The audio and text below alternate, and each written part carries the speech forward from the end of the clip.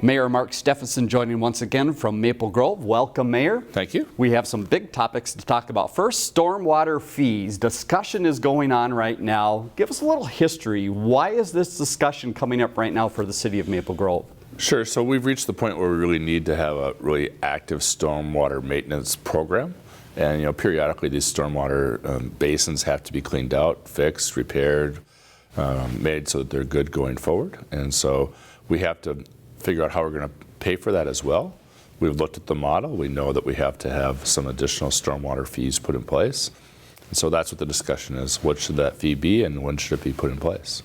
Is this something that happens to all cities as they age? Give us a little look at the cities around you. Yeah, I mean, everyone has to have this type of fee put in place. It's just a matter of how the fee's applied.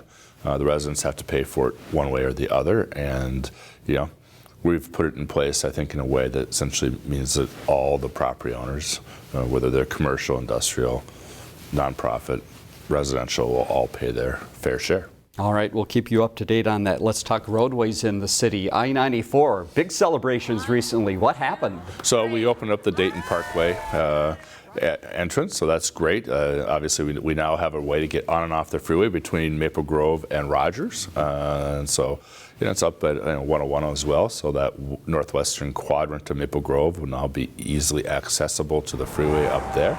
And it really should help divert a lot of that freight traffic from our roadways in Maple Grove so they can get right on the freeway there as well. So then, of course, we actually have 4 lanes now. Yes, that helps a little bit as well. So that's an exciting time, and the connection with 610 is much better as well. Speaking of 610, how are we doing there? What's the funding outlook?